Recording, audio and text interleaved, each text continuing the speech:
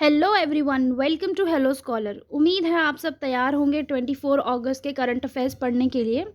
तो आइए बच्चों शुरू करते हैं। तो क्वेश्चन नंबर 1 क्या कहता है बच्चों? क्वेश्चन नंबर 1 कहता है which of the following state is planning to build India's first education township. कौन सा राज्य प्लान करे कि इंडिया का सबसे पहला एजुकेशन टाउनशिप जो है वो बनना चाहिए? मध्य प्रदेश, तमिलनाडु, उत्तर प्रदेश या बिहार? कौन से स्टेट में बनेगा? तो बच्चों वो बनेगा उत्तर प्रदेश में। ठीक है, अब थोड़ा इसके बारे में जानते हैं कि ये पूरा एजुकेशन टाउनशिप है क्या।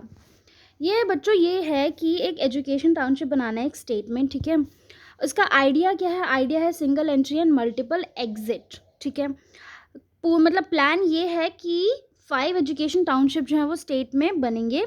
मीटिंग हुई है डेलॉइट इंडिया के साथ, उन्होंने मिलकर government of Uttar Pradesh and Deloitte India ने मिलकर ये प्लान जो है वो बनाया है कि हम राज्य में, मतलब राज्य कौन सा? उत्तर प्रदेश, वहाँ पे क्या बनाएंगे बच्चों?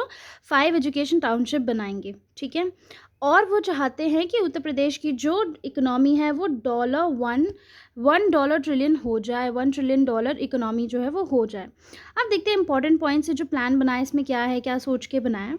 इसमें क्या होगा कि जो गवर्नमेंट के सरकारी और प्राइवेट यूनिवर्सिटीज़ जो हैं इंडिया की, देश की और विदेश यानी वर्ल्ड की, वो यहाँ पे अपने कैंपसेस जो है इस टाउनशिप में ओपन कर सकते हैं। यहाँ पे प्राइमरी सेकेंडरी स्कूल्स भी होंगे, जैसे अटल रेजिडेंशियल स्कूल्स। ठीक है, सेम टाउनशिप में। ठीक है, फिर क्या होगा इसमें? अंडर ग्रेजुएट और पोस्ट ग्रेजुएट दोनों की पढ़ाई होगी यहाँ पे इस टाउनशिप में, इन कॉलेजेस में। और जो रिसर्च वर्क और स्टडीज़ वगैरह, मैनेजमेंट, टेक्नोलॉजी, लॉ, मेडिसिन, इन सब सब्जेक्ट्स पे होगी। आगे और क्या सोचा है इन्होंने कि हम skill development programmes, skill development universities भी इस्टेब्लिश करेंगे उस टाउनशिप में, जहाँ पे क्या होगा, डिफरेंट टाइप ऑफ अलग अलग तरीके की कला जो है वो बच्चों को सिखाई जाएगी। और क्या होगा, यहाँ पे कॉम्पिटिटिव एग्ज़ाम्स जो हैं उसकी भी ट्रेनिंग हमें दी जाएगी, बच्चों को दी जाएगी, जैसे कि नीट हो गया, आईआईटी हो गया, यूपीएससी हो गया, बाकी जितने कॉम्पिटिटिव एग्ज़ाम्स है उसकी ट्रेनिंग, उसकी कोचिंग भी यहाँ पे दी जाएगी। Plus as well as accommodation, यानी रहने की जगह टीचर्स और स्टूडेंट्स दोनों को मिलेगी।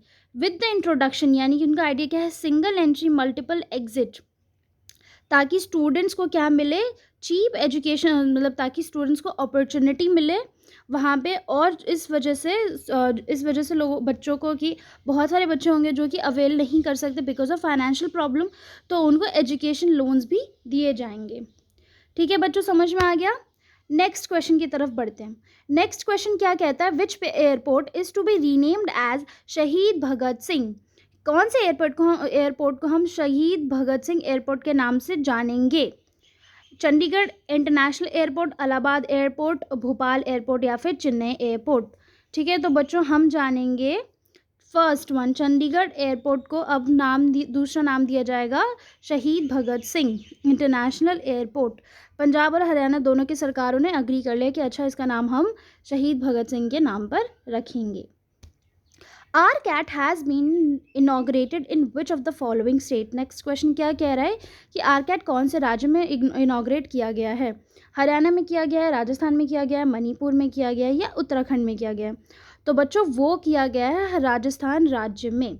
ठीक है, अब RCAT है क्या बच्चों? RCAT है Rajiv Gandhi centre for advance technology, short form में RCAT कहा जाता है। ये इनाग्रेट किसने किया? चीफ मिनिस्टर अशोक गहलोत, जो कि राजस्थान के चीफ मिनिस्टर हैं, उन्होंने किया है। कब किया? डिजी फेस्ट हुआ है, 2 दिन का डिजी फेस्ट हुआ है 2022 का, वहाँ पे उन्होंने किया है 20 अगस्त को। अब RCAT में क्या होगा? RCAT में दी जाएगी ट्रेनिंग किसको दी जाए? कितने टाइम की ट्रेनिंग? 1 हफ्ते से लेकर 6 महीने की ट्रेनिंग दी जाएगी।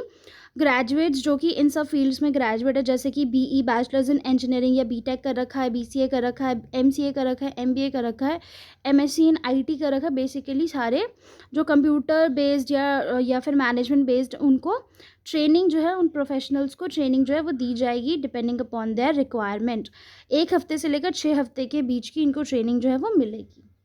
तो चलिए नेक्स्ट क्वेश्चन की तरफ बढ़ते हैं स्टूडेंट्स। नेक्स्ट क्वेश्चन क्या कह रहा है?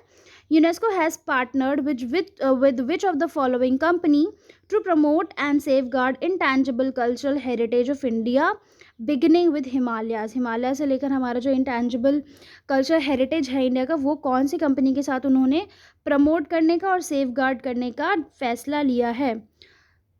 पंजाब नेशनल बैंक के साथ, सिप्ला के साथ, टाटा ग्रुप के साथ या रॉयल एनफील्ड के साथ? तो बच्चों वो लिया है रॉयल एनफील्ड के साथ। रॉयल एनफील्ड क्या है? मोटर बाइक कंपनी है जो कि 1901 में स्टैब्लिश हुई थी, यानी कि one of the oldest companies of India. Next question बच्चों क्या कहता है? नेक्स्ट क्वेश्चन है स्पोर्ट्स से। स्पोर्ट्स में क्वेश्चन नंबर मतलब क्वेश्चन क्या कहता है? Which country has won Asian men's under 18 volleyball championship 2022?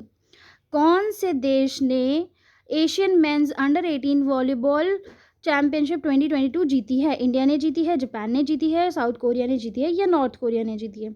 तो बच्चों वो जीती है जापान ने। ठीक है, अब जो इंडिया ने कौन सा मेडल हासिल किया है? इसमें ब्रॉन्ज मेडल हासिल किया है अंडर 18 वॉलीबॉल चैम्पियनशिप में। वो क्वालिफाई हो गए अंडर 19 मेंस वॉलीबॉल चैम्पियनशिप के लिए, और यहाँ पे जो जैसे मैंने आपको बताया जापान जो है वो जीता है, जापान वन दी गोल्ड मेडल।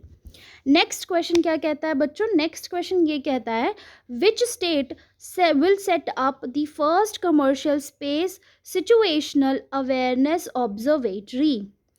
कौन सा राज्य सबसे पहला कमर्शियल स्पेस सिचुएशनल और ऑब्जर्वेटरी जो है वो सेटअप करेगा, इस्टेब्लिश करेगा? जैसलमेर करेगा, जयपुर करेगा, उत्तराखंड करेगा या हिमाचल प्रदेश करेगा? तो बच्चों वो करेगा उत्तराखंड। अब देखते हैं कहाँ पे होगा ये। ठीक है, ये बच्चों इस्टेब्लिश किया जाएगा गढ़वाल रीजन में। कहाँ के? उत्तराखंड में। दिगतारा जो है वो क्या है?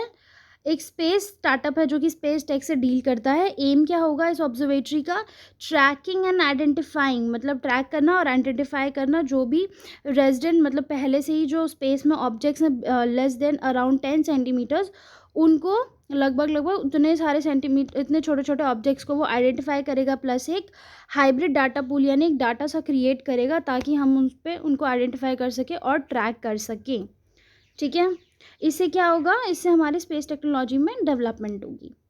नेक्स्ट क्वेश्चन क्या कहता है? नेक्स्ट क्वेश्चन कल्चर से है और यूनेस्को से है। नेक्स्ट क्वेश्चन बच्चों क्या कहता है कि garba is nominated by India to be inscribed on UNESCO's intangible cultural heritage list. Nominate किया गया इंडिया गरबा, ठीक है, वो क्या है? एक डांस फॉर्म है, एक पेंटिंग है, फॉर्म ऑफ ड्रामा है या फॉर्म ऑफ मार्शल आर्ट्स है? तो बच्चों ऑलमोस्ट हम सब जानते हैं कि वो क्या है? गरबा एक तरीके का डांस फॉर्म है। कहाँ का? ये आप मुझे कमेंट सेक्शन में बताएंगे। यूनेस्को के बारे में थोड़ा जान लेते हैं। यूनेस्को क्या है? United Nations educational, scientific and cultural organisation is a specialised agency of UN. ठीक है, वो किसकी एजेंसी है? यूएन की, यूनाइटेड नेशंस की, यानी पेरेंटल ऑर्गेनाइजेशन क्या है? United nation. उसका एम क्या है कि वर्ल्ड में पीस हो, सिक्योरिटी हो।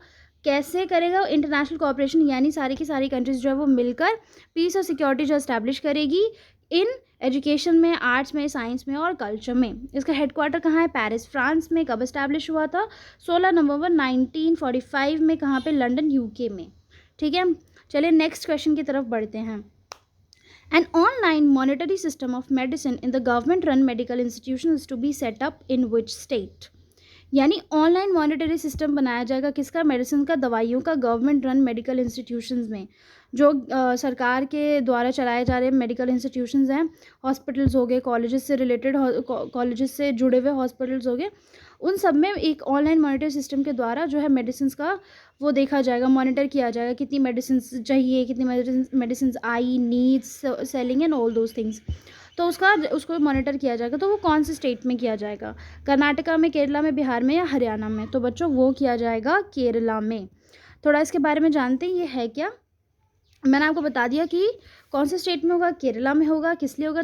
ताकि वो अवेलेबिलिटी और डिस्ट्रीब्यूशन दवाइयों का ट्रैक कर सकें। ठीक है, केरला के हेल्थ मिनिस्टर ने कहा है कि ऑनलाइन सिस्टम है केरला का, केरला मेडिकल सर्विस कॉरपोरेशन, इसको आप इस्तेमाल करें, इसको आप यूज़ करें। ये किस लिए है? To ensure the availability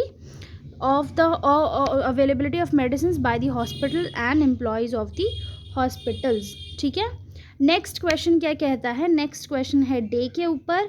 next question ये कहता है international day of slave trade and its abolition is celebrated on which day?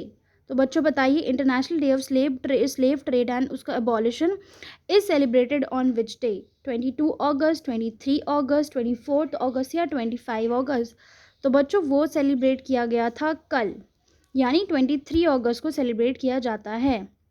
Next question, ये क्वेश्चन मैंने आपको कल के वीडियो में बताया था। क्वेश्चन आपसे पूछा था कि कौन से राज्य ने सबसे पहले पंचायती राज को इम्प्लीमेंट किया था, पंचायती राज सिस्टम जो है वो इम्प्लीमेंट किया था? तो बच्चों वो किया था राजस्थान ने। एक और क्वेश्चन था नर्मदा रिवर के ऊपर कि कौन से डैम्स नर्मदा रिवर के ऊपर कंस्ट्रक्ट किए गए हैं, उसका ओरिजिन क्या है, कौन कौन से स्टेट से वो पास करती है वो रिवर? तो बच्चों नर्मदा रिवर को रीवा रिवर के नाम से भी जाना जाता है। ये मैकाल रेंज में कहाँ पे, अमरकंटक से ओरिजिनेट होती है, मध्य प्रदेश में। सबसे बड़ी वेस्टवर्ड बोले तो इस साइड फ्लोइंग रिवर है, लार्जेस्ट वेस्टवर्ड फ्लोइंग रिवर है। कहाँ से फ्लो करती है? गुजरात, मध्य प्रदेश एंड महाराष्ट्र, इन तीनों राज्य को वो कवर करती है। अब देख लेते हैं इंपॉर्टेंट डैम्स जो हैं वो कौन से हैं नर्मदा रिवर पर। Sardar Sarovar dam, canal solar project. इसमें किस प्रोजेक्ट में क्या किया गया बच्चों? देखो जैसे ये कैनाल होती है, ठीक है, अगर आप अलग से सोलर प्रोजेक्ट इस्टेब्लिश करो तो आपको एक अलग से जगह चाहिए, फिर आप वहाँ पे सोलर प्रोजेक्ट्स यहाँ पे पैनल लगाएंगे, ठीक है। लेकिन उन्होंने क्या किया, इस कैनाल पर ही उन्होंने सोलर पैनल्स लगा दिए। तो जैसे कि आपका जो कैनाल है वो इवेपोरेट भी नहीं होगी, पानी भी उसका रिड्यूस नहीं होगा, गंदी भी नहीं होगी, और उस आपको अलग से जगह भी नहीं चाहिए सोलर पैनल्स को इस्टेब्लिश करने के लिए। तो वो है कैनाल सोलर पावर प्रोजेक्ट, ठीक है। नर्मदा कैनाल, तावा dam, Jobat dam, Indira Sagar dam very important, Sardar Sarovar dam is very important, Omkareshwar dam is very very important, Maheshwar dam is also important, Bagri dam and मन डैम। तो ये सारे डैम्स जो हैं वो नर्मदा रिवर पर बनाए गए सारे इंपॉर्टेंट डैम्स हैं। हालांकि नर्मदा रिवर पर 30 छोटे और बड़े डैम्स हैं जिसमें कि ये सारे इंपॉर्टेंट डैम्स हैं। अच्छा, ओमकारेश्वर से एक जगह याद आती है, ओमकारेश्वर में क्या है, largest floating solar power plant है Omkareshwar. Omkareshwar solar power plant उसका नाम भी है और वो ओमकारेश्वर में है, ठीक है बच्चों। तो that's all for today. I hope you like the video. Kindly like, share, comment and subscribe to our channel. If you want to give us some feedback, kindly give it in the comment section and join our Telegram channel for the latest job vacancy updates. Thank you everyone.